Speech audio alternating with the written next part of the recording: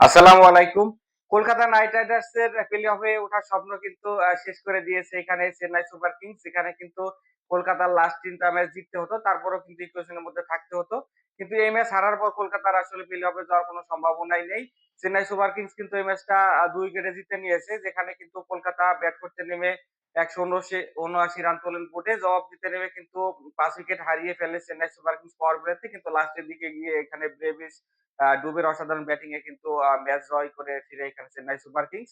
১ম এ ব্যাট করতে নামে এখানে কলকাতা নাইট রাইডার্স যেখানে কিন্তু গুরবাজ ১-৬ এবং ১-৪ এ ৯ বলে ১১ রান করে ১ম এ ফিরে যান। তারপরেও কিন্তু এখানে আজিঙ্কা রাহানে এবং একই সাথে সুনীল নারিনের মধ্যে ভালো একটা পার্টনারশিপ গড়ে ওঠে। যেখানে কিন্তু আমরা দেখেছি যে পাওয়ার প্লে শেষে কিন্তু তাদের ৬৭ রান আ আ বোর্ডে তুলে ফেলেন এই ২ ব্যাটসম্যান। সমস্যাটা বাধে আসলে ৮ম ওভারের ১ম বলে। কিন্তু নূর আহমেদ ফিরিয়ে দেন এখানে সুনীল নারিনকে। নারিন কিন্তু ১৭ বলে ২৬ রানের একটা ইনিংস খেলেন। ওই বলটাতে কিন্তু ডাউন দা পিচে খেলেন সুনীল নারায়ণ। ফলে ব্যাটে সংযোগ হয়নি। ধোনির খাতে চলে যায়। ধোনি কিন্তু সহজ একটা স্টাম্পিং করেন। ঠিক একই ওভারে ৪র্থ বলে কিন্তু এখানে রঘুবংশীকে ফিরিয়ে দেন নূর আহমেদ। নূর আহমেদ কিন্তু এখানে বলে ধোনির হাতে ক্যাচ দিয়ে ফিরে যান রঘুবংশী। ফলে কিন্তু কিছুটা চাপের সৃষ্টি হয় কলকাতা শিবিরে। এখানে পরবর্তীতে আমরা দেখেছি যে নারায়ণের সাথে এখানে মনীষ পান্ডের দারুণ একটা পার্টনারশিপ তৈরি হয়। যেখানে কিন্তু ৩৩ বলে ৪৮ রান করে রাহানে ফিরে যান। লাস্ট পর্যন্ত কিন্তু মনীষ পান্ডে অপরাজিত ছিলেন। এখানে ২৮ বলে ৩৬ রান করে। তাকে যোগ্য সঙ্গ দেন এখানে অ্যান্ড্রে রাসেল। রাসেল কিন্তু ২১ বলে ৩৮ রানের এক অসাধারণ ইনিংস খেলেন। বিস্ফোরক হয়ে ওঠার আগে কিন্তু নূর আহমেদের বলে তিনি ফিরে যান বাউন্ডারি লাইনে ক্যাচ দিয়ে। পরবর্তীতে রিঙ্কু সিংকেও কিন্তু নূর আহমেদ ফিরিয়ে দেন। অসাধারণ বোলিং করেছেন নূর আহমেদ এই ম্যাচটাতে। ৩১ রানে ৪ উইকেট দিয়ে তিনি কিন্তু প্লেয়ার অফ দ্য ম্যাচও নির্বাচিত হয়েছেন। এই একই সাথে শেষের দিকে গিয়ে কিন্তু আ আ রিঙ্কু সিংদের ব্যর্থতার কারণে ১৭৯ রানে থেমে যায় কলকাতা নাইট রাইডার্স। ১৮০ রানের টার্গেটে ব্যাট করতে নেমে শুরুটা খুবই বাজে হয় এখানে সিএসকের।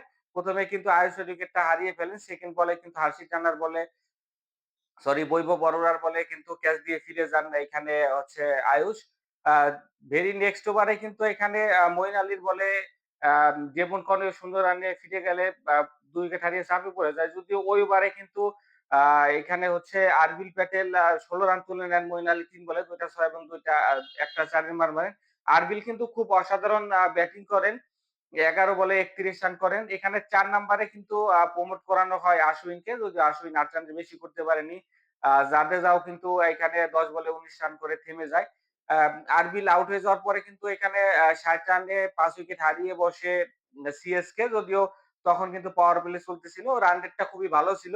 কিন্তু ১৮০ রানের টার্গেটে যখন ৫ উইকেট হারিয়ে ফেলে পাওয়ার প্লেতে ওই দলের আসলে কামব্যাক করা খুবই টাফ হয়ে পড়ে। যেখানে কিন্তু সেটা করেই দেখিয়েছেন ব্রেভিস এবং একই সাথে শুভেম দুবে। ব্রেভিস কিন্তু ২৫ বলে ৫২ রানের একটা অসাধারণ ইনিংস খেলেন। যেখানে কিন্তু ৪ টা ৪ এর পাশাপাশি ৪ টা ৬ এর ভালো ছিল। ব্রেভিসকে কিন্তু ফিরিয়ে দেন বরুণ চক্রবর্তী।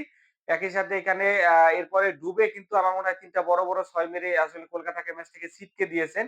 ডুবে যদিও আউট হয়ে যান, শেষ কাজটা করেন আসলে মহেন্দ্র সিং ধোনি। ধোনি কিন্তু ১৮ বলে ১৭ রান করলেও তার ওই একটা ছক্কা কিন্তু খুবই সিগনিফিক্যান্ট ছিল। যেখানে কিন্তু লাস্ট ওভারে ৬ বলে ৮ রান লাগতো। হাতে ২ উইকেট ছিল। ধোনি যদি তখন আউট হয়ে যেতেন তখন কিন্তু সিএসকে ম্যাচটা হারতেও পারত। শেষ পর্যন্ত সেটা হয়নি। তারা কিন্তু কলকাতাকে অনেকটা বিদায় করে দিল এই টুর্নামেন্ট থেকে। যেখানে কিন্তু কলকাতার বরুণ চক্রবর্তী ২ টা উইকেট নেন।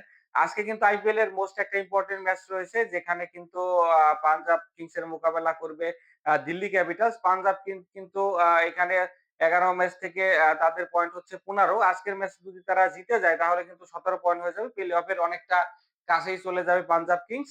উম দিল্লি ক্যাপিটালস এ কিন্তু ৩ টা ম্যাচে ৩ টা ম্যাচ জিততে হবে। ১১ ম্যাচ থেকে তাদের কিন্তু ১৩ পয়েন্ট। ৩ ম্যাচ জিতলে কিন্তু তারা প্লে অফে চলে যাবে। এজন্য আজকের ম্যাচটা কিন্তু তারা হারতে চাইবে না। আইপিএল এর সকল আপডেট পেতে লোকাল এক্সপার্ট চ্যানেলটাকে এখনো আপনারা যারা সাবস্ক্রাইব করেননি তারা সাবস্ক্রাইব করে আমার পাশেই থাকুন। দেখা হবে নেক্সট ভিডিওতে। ততক্ষণ সকলেই ভালো থাকবেন। আল্লাহ হাফেজ।